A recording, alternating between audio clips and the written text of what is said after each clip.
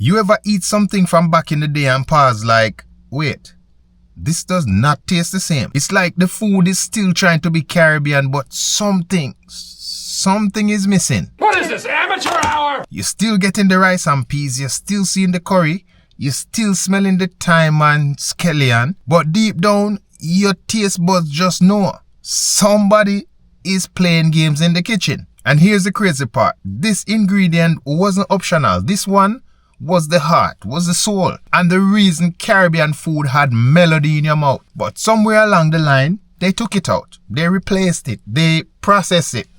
And now, Caribbean food will never be the same. If you grew up in the Caribbean, then you would know. Caribbean food was never just about eating. It was family. It was a Sunday tradition. It was love boiling on a stove. And no matter which island you're from, you know that feeling like when you pass a kitchen and smell a pot. Wow. And instantly know that everything is going to be okay. That scent, that comfort came from one thing. But I'm not telling you what it is just yet, if you haven't realized.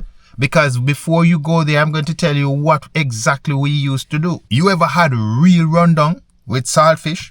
Not the kind that is watery and sad. I mean the kind that clings to your rice like it is in love. What about callaloo cooked down until it melts on your tongue? Or a real pumpkin rice that didn't taste like prison food? Or stew peas so rich every time you take a bite, you close your eyes? And don't get me started on rice and peas on Sundays. Because if your rice and peas never have that taste, you know the taste. Yeah, if it never have that taste, your whole Sunday mash up. Even if the meat right. Even if the plantain was good. No, that taste, pack it up.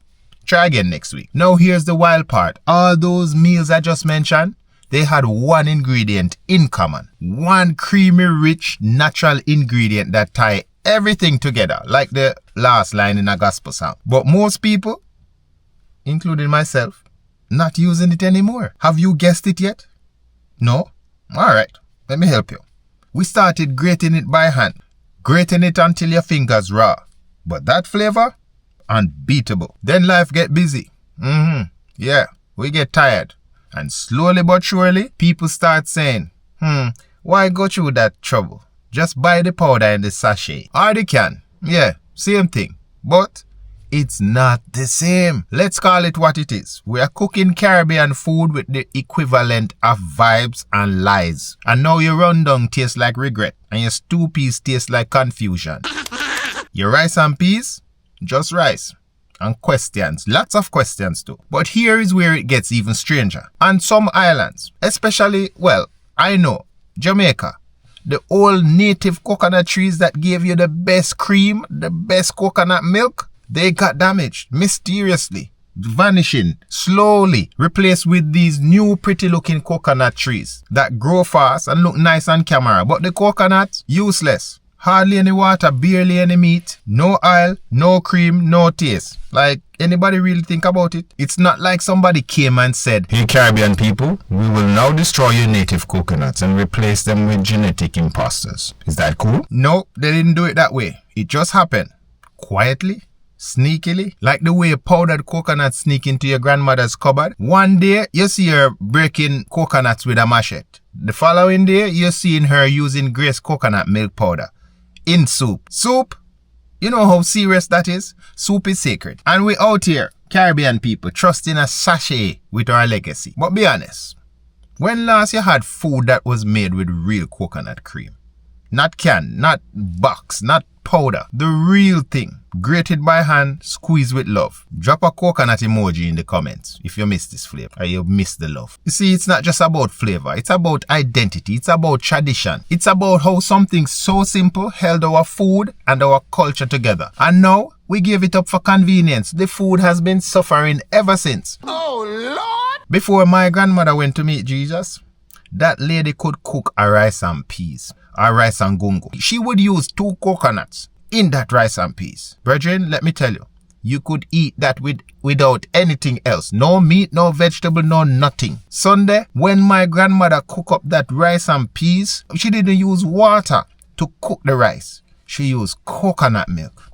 On every level, no compromise. That's how good it was. When that rice and peas came up, you would see the coconut oil glistening in the rice. Brethren, it's kinda sad. But what if I told you there's still a way back? In a few homes, in a few islands, there's still somebody grating coconut Sunday morning, refusing to let go of the old ways. Because real Caribbean food still exists, but only if you fight for it. You don't realize how bad it's gotten until somebody cook rice and peas without it. And you take the first bite expecting warmth, creaminess and comfort, but instead you taste lies. Powdered lies in a sachet. That's when it hits you. They don't just change the recipe, they remove the soul. You ever notice that? Something about the texture is off. The rice dry, the stew bland, and the peas, them just there. You look around the table like something wrong with the taste bud, but nah, it's the coconut milk, the real coconut milk, or rather, the lack of it. Real coconut milk don't taste like box, it don't taste like foam. It tastes like Sunday, like home, like effort. And when it's missing, everything feel lazy. People blame everything else. Maybe it's the seasoning. Maybe it's the rice too soft. Maybe the chicken dry. No, not at all. It's that the entire foundation of the dish is missing. Because real coconut milk, that's a full process. You don't just buy it. You had to climb tree, or beg your cousin, crack it, grate it, add warm water. You squeeze it until your finger get pruny. And then you get that thick liquid gold. You know the kind where the oil float to the top and then your granny skim it off and say, this part is for the rundown. That's culture. That's Caribbean magic. But now, you open a sachet, tear, pour, stir. No history, no heart. And when you ask why, the answer don't sit right. They damaged the trees. They're too high maintenance. They brought in new breeds. Yeah, some of that, especially the last part, can be true. Might be true. But these processed coconuts can barely give you enough milk to flavor the dish. It's wild when you think about it. How the most important ingredient in Caribbean cooking just slowly faded out. Like, no notice. Like, one day, a whole generation just said, oh, let me just buy this tin one instead. But here's the thing about real Caribbean food. It's not fast. It's not convenient. It's not clean and pretty. It's messy sometimes. It takes time. It takes hands that love you. And we replace that with powder. Tell me if I'm missing something. You let me know. But we really went from grating coconut on a board under a tray to buying a sachet in aisle 3. Not even the brown tin with the gold label, but the bargain brand that smell like disappointment. But here's where it gets even deeper. Our food don't just taste different. It feels different. Because when you start putting love in your food, you start putting love in your memories. Do you remember what rice and peas really used to taste like on Sunday? The real creaminess that stick to your gravy. That soft love with the flavor of thyme and scotch bonnet melting together. Now we're making Sunday dinner in 30 minutes and trying to convince ourselves, oh, this is what it actually should taste like. When we know in our hearts that's not true. But let's pause for a second. This isn't a shame session. This is a wake-up call. Because somewhere in the shift from trees to tins, we lost something. And it wasn't just flavor. It's the memory of standing next to your aunt, holding the bowl, while she telling you stories. It's the way your mom used to hum gospel while she squeezed the milk into the pot. It's the sound of cracking the shell open with a machete. We didn't just lose an ingredient. We lost ritual. And you feel that now, don't you? When the food just don't hit the same, when even the best chef in the family can't bring back that taste, when you try to explain to someone abroad what you mean by real coconut milk, and they reply, oh, the one in the carton? No, not that.